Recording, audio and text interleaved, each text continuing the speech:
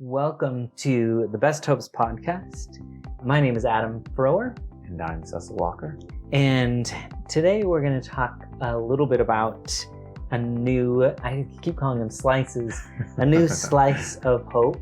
And I'm actually really excited about this. It's kind of, I think, a different iteration than we've kind of tackled before. And so today we're going to talk about hope as a virtue. And let me give you some of the synonyms, and I'm just going to give a forewarning. There are quite a few here. So we may not get to all of these synonyms. We might have to be choosy, but I think it'll give kind of a really rich breadth to what it is that we're going to consider.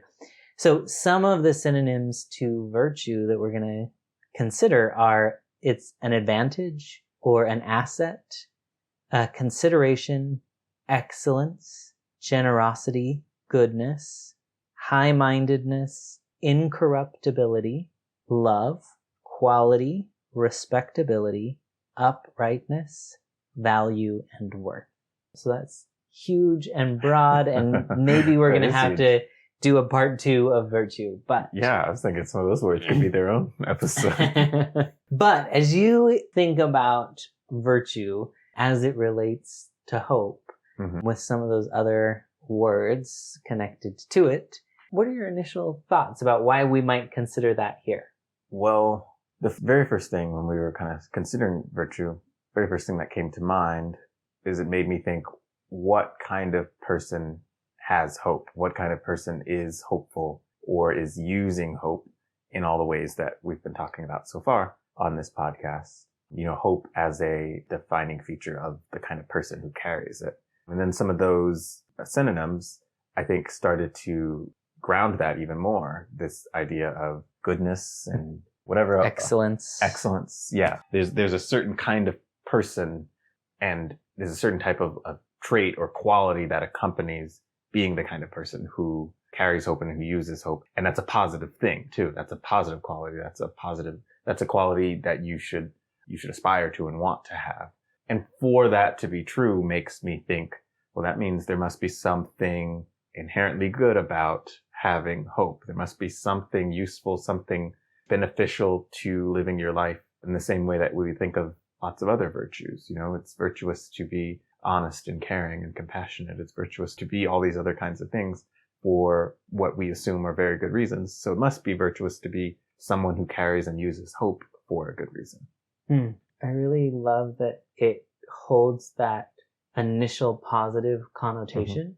I think the other thing about that really kind of stands out to me is hoping for something, living a life that is consistent with hope, being the kind of person who holds hope as a virtue, is that all of those things, goodness, greatness, high-mindedness, respectability, uprightness, all of those things have to be inside of the hope bearer, right? And so, like you said, it's a kind of a person. And hope, if I'm striving for excellence, hope is embedded in that.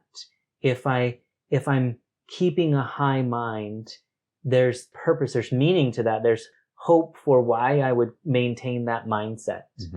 But then I was also thinking that from there, it's almost like it would be impossible to contain that within a person, that in some sense it would just like ooze out of their being. It would change how they live. If I just have those qualities or characteristics, if I've worked to develop those qualities or characteristics, it would become nature that it would influence my thought. It would influence my behavior. It would influence my intentions.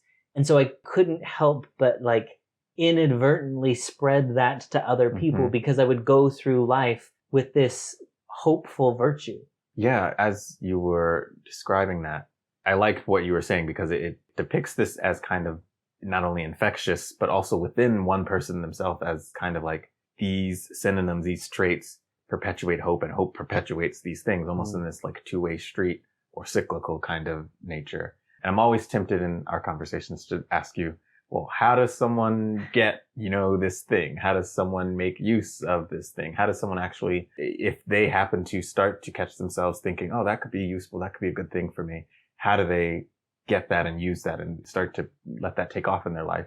And what you just described makes me think the answer to that kind of question here is you jump anywhere into this cycle, because if I am being hopeful, it sounds very much like that inherently increases my goodness. It inherently increases my respectability, how good and useful I can be to the people around me. All of these synonyms, it increases these things that I could be as a virtue of hope. But it also very much simultaneously sounds like if I am trying to be a good person, if I'm trying to be a virtuous person, one of the ways to get there, actually one of the ingredients I think that accompanies that, is being hopeful, and probably being very specific with the things that I'm hopeful for.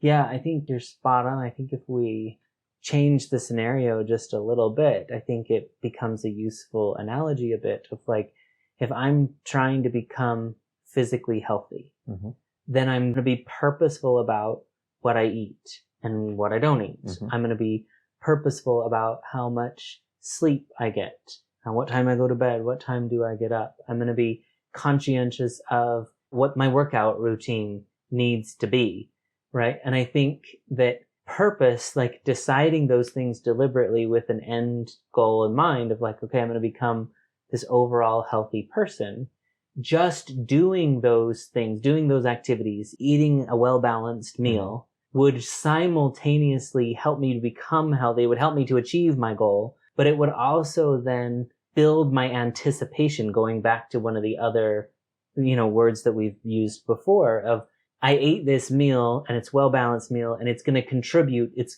automatically lends itself to me having more hope. And I think, it's interesting because this version of hope is a noun, right? It's an object, a thing that you can possess. And that's really different, I think, than some of the other ways that we've considered this of, like, it's almost like I can hold this version of hope. I can grow this. I can make it bigger. I can do things to enhance it. I can change the nature of this. Yeah. And as I hold that hope, as I make it bigger, again, it changes who I am as a person. And so I think that in and of itself is really different than many of the other ways that we've considered hope. Yeah, I really like those ways of thinking about it. And I think you're right that it does feel like this is taking an approach to it as an object, as this thing that you can possess. And one of my favorite parts of this conversation so far is seeing this as such a good thing. I don't think we've overtly painted, I mean, obviously we thought it was good enough to have a whole podcast about it, but I don't think we've overtly painted it as like something to aspire to, something like, within a person that would be a good quality, that would be, this makes someone a better person to have access to this or to be this kind of a person. And it kind of makes me wonder if someone who doesn't already feel like they're that kind of a person, if they would be thinking, why is this a good thing? And I think that's worth not jumping over in a conversation like this. Why do you think hope is inherently a good thing? It's something someone high-minded would have access to. It's someone who has respectability, all these things that we're kind of tossing up there. It's like 100 words we're not even getting to yet, but. I think that's a really excellent question. And I think it brings me back to the clinical work that we do. And we talk about, the reason that this podcast is called the Best Hopes Podcast is because we begin our therapeutic sessions by asking people, what are your best hopes? And one of the things that we try to teach as we teach how to do solution-focused brief therapy is that we're not looking for a goal. We're not looking for something that they're trying to achieve or something that they need to check off the checklist or something like that. We're looking for a transformation. We're looking for your very nature will change. And I think that this idea or this concept of hope being a virtue is that as I grow this version of hope, as I hold on to this version of hope, I change. The essence of who I am changes. My outlook changes. My behavior changes. My character changes. It's not just something that I'm aiming to achieve. It's not just something that I'm willy-nilly like dreaming will happen, but it's something that will inherently change my essence. And I think that when I become the version of me who is high-minded, who is good, who is, respectable. I have the opportunity to spread those things, to spread high-mindedness, to spread goodness, to the transformation that occurred within me as an individual has the possibility of impacting the world around me. Mm-hmm. And so I think that why should we want it, is because it makes us our very best. Like these words of goodness and excellence. It makes me my very best, but it also helps me to be able to give the very best and influence in the very best way that I can. Yeah. The further evidence for everything that you just described, because all of that just made me think of so many instances in therapy with clients when they say, here's the thing I'm hoping for. I want to be someone who's confident enough that my anxieties don't overwhelm me. I'm so confident that doubt just won't stop me. Those worries just won't, delay me or won't really weigh on me. And what ends up happening is, like you said, this transformation happens through the process of our conversation with them to where things they didn't even mention wanting to see change start to get touched by this. They'll say, my wife noticed how much better things are at home, even though that had nothing to do with the anxiety that they were coming in to talk about. I am noticing I have a relationship with my sibling. We haven't talked, not in a vulnerable way in however long. I'm noticing that work is going better, that I seem to like who's showing up at work and my coworkers like who's showing up at work. Because just like you're saying, it seems to have this ripple effect of if I'm going to go through this transformation and it's going to be a good thing, that goodness can't be contained because I'm going to be living as that good thing, as that goodness. And it's going to go and seep into everything I interact with everywhere I go. Yeah, I'm going to take this in an unusual direction. As you were talking, one of the things that came to my mind is an experience that's in the Bible. And we don't usually talk about the Bible. But there is a woman in the Bible and they say she has an issue of blood, right? And she's been suffering with this issue of blood for 12 years. And she's been to all of these doctors. She's spent her life savings. She's tried to figure out how to deal with this issue of blood. And we don't know what maybe it's hemophilia or something, But she has a hope. She learns about Jesus Christ, and I don't know how she learned about Jesus Christ, but she learns about him and she thinks to herself, I don't need to get in his way. I don't need to detract from what he's doing. I don't need to whatever, but I'm going to conveniently place myself where I know he'll be. And when I see him, all I need to do is stretch out my hand and touch the very bottom of his robe. And if I can just touch him, his healing power will come into me. And so she does. She puts herself in this kind of busy place where she knows he's going to walk by and he's surrounded with people and it's a busy marketplace. So there's people all over. And she does. She reaches through and she just touches his robe and is immediately healed.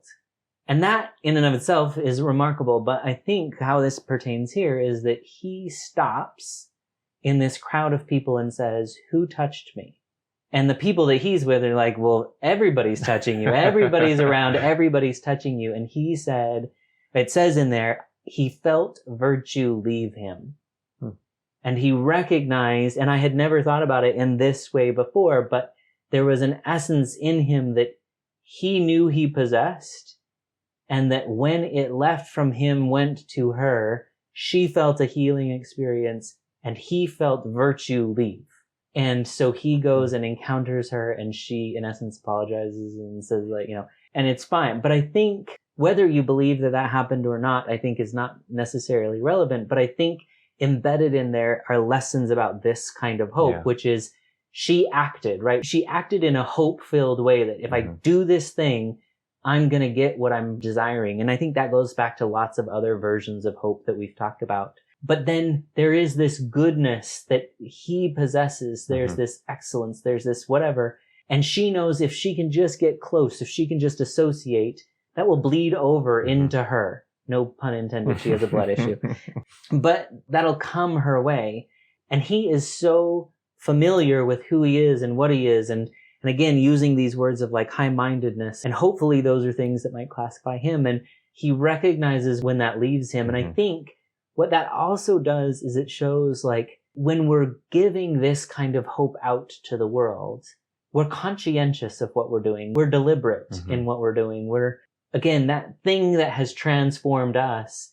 We know we have the ability to give out because we've grown it in ourselves. So we know how to grow it in outside of us, I guess. Yeah, I think that perfectly depicts how virtue very much fits this conversation of hope and understanding of hope.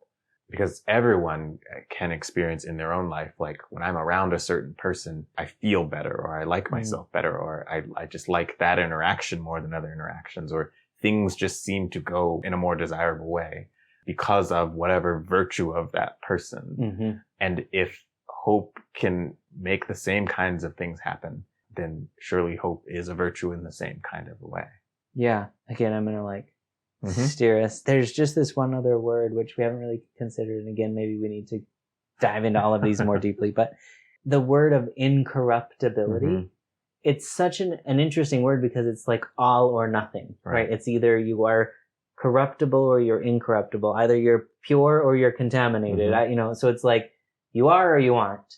And I think sometimes we think about hope as like a thing that grows. Like I have a little bit of hope and then I have a little bit more hope, or I have a lot of hope. And it's like this continual thing that can progress. That word incorruptibility, again, kind of bringing it to the noun thing. It's like either you got it or you don't. And I think sometimes when people are looking for, a lot of times when we're doing therapy, people will say, I'm looking for confidence. Like my best hopes is to become confident. And it's one of those things where it's like, you either move towards something with confidence or you don't. And so I think that dichotomy of you got it or you don't could apply here.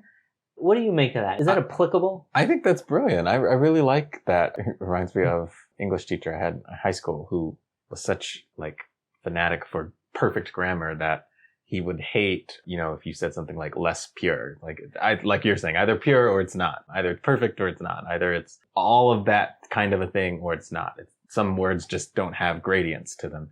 And I think that's brilliant to realize that hope is like that. If you have a bit of it, if you see yourself wanting something, hoping for something and using that, that can't be any smaller or less potent or valuable than some other form of that hope or someone else's hope or something like that. And what that says to me is that makes it easier to have because all you have to do is hope a little, right? All you have to do is like, I want to be this kind of a person, or I want to be in that kind of a situation, or I want to have this kind of effect.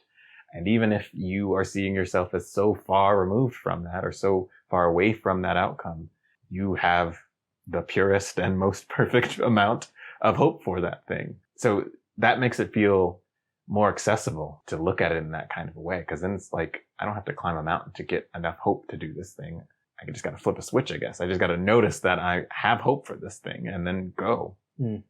Yeah, I think, I guess what I think about is that it's oftentimes where people say like, I just can't get motivated. I can't, I'm procrastinating, whatever. And I think, again, if it is just something that is within me, just talking about what do you want to achieve? Why do you want to achieve that can bring this virtue in you and be like, I think I could do this. And it's almost like catching a vision of like, I have the capacity to do this. And sometimes I think we have to get motivated first. And I think really fascinating is that most of the literature on motivation says, actually, if you act, motivation will follow.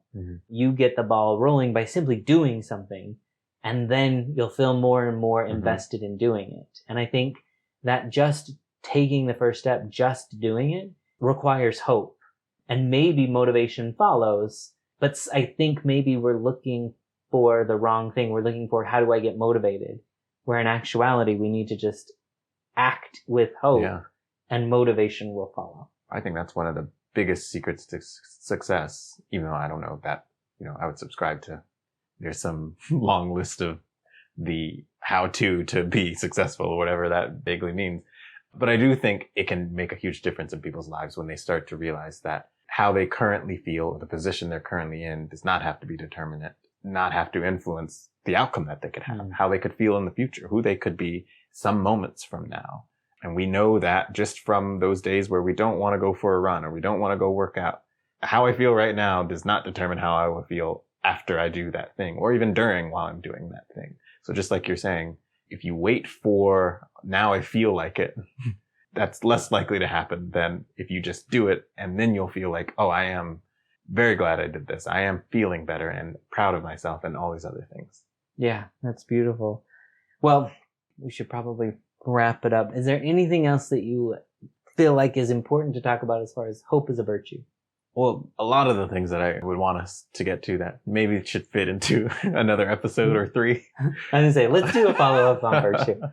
But, like any virtue, I think you aspire to it and you work on it. Yeah, perfect. Well, hopefully this was useful for all of you. If you feel like you discovered something new or you had a new insight, please share it with us. Let us know what you think as we go through these different iterations on hope.